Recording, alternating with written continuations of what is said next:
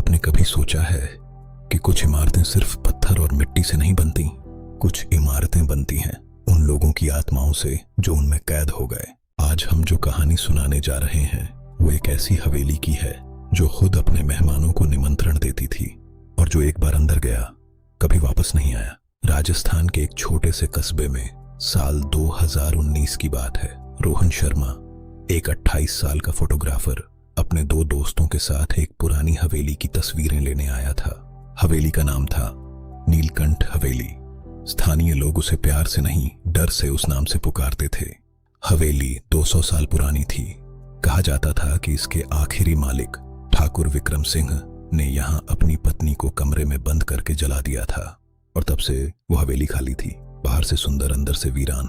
रोहन को किसी ने मना किया था, गांव के बुजुर्गों ने, दोस्तों ने, यहाँ तक कि रास्ते में मिले एक अजनबी ने भी। लेकिन जवानी और जिज्ञासा दोनों मिलकर इंसान को अंधा कर देते हैं।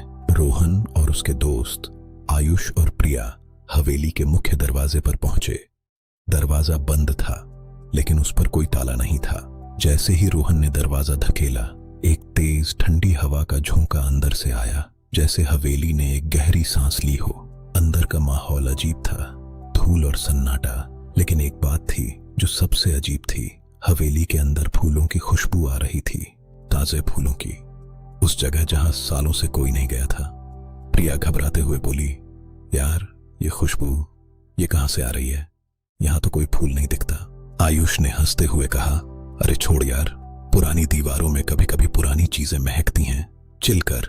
लेकिन रोहन चुप था। उसका कैमरा उसके हाथ में था और वो ऊपर की मंजिल की तरफ देख रहा था। उसे लगा ऊपर वाली खिड़की में कोई खड़ा था, एक साया। लेकिन जब उसने ध्यान से देखा वहां कुछ नहीं था। रोहन ने सोचा शायद उसकी आंखें धोखा खा रही हैं। लेकिन दोस्तों, आंखें कभी कभी वो देखती हैं जो दिमाग देखना नहीं चाहता। रात के 11 बजे तीनों ऊपर वाले कमरे में थे। रोहन फोटो खींच रहा था, आयुष मोबाइल पर था, प्रिया सो गई थी। तभी एक आवाज, धीमा रोने का स्वर, जैसे दूर से आ रहा हो। रोहन की नींद उड़ गई। आवाज नीचे से आ रही थी। वो धीरे से नीचे उतरा, हॉल में आया। वहां कोई नहीं था, लेकिन फर्श पर धूल में किसी के पैरों के निशान थे, छोटे नंगे पांव के निशान, ताजे। रोहन का दिल तेज धड़कने लगा। उसने कैमरे से फ्लैश मारा और उस फ्लैश की रोशनी में उसने देखा हॉल के कोने में एक औरत खड़ी थी, सफेद साड़ी में, बाल बिखरे हुए, आधा चेहरा दिख रहा था और वो औरत मुस्कुरा रही थी। रोहन चिल्लाना चाहता था लेकिन उसकी आवाज नहीं निकली, जैसे किसी ने उसका गला पकड़ लिया हो। अचानक सन्नाटा छा गया। अगली सुबह आयुष और प्रिया ने रोहन को ढूंढा। वो हॉल में बेहोश पड़ा था, उसके हाथ में कैमरा था। जब उन्होंने कैमरे की तस्वीरें देखी, उनकी सांसें रुक गईं। हर तस्वीर में पीछे वही औरत थी, लेकिन हर तस्वीर में वो उनके थोड़ी और करीब थी।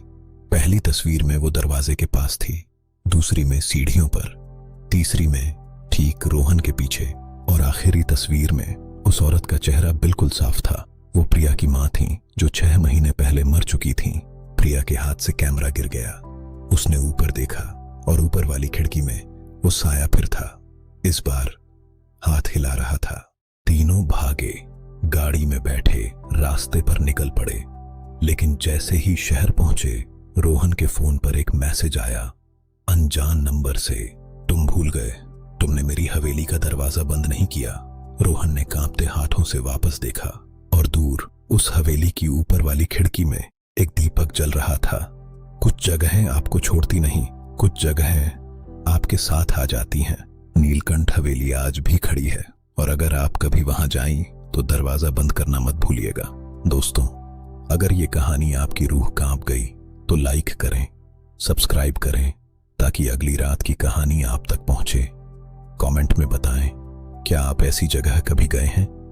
मिलते हैं कल एक नई डरावनी रात के साथ।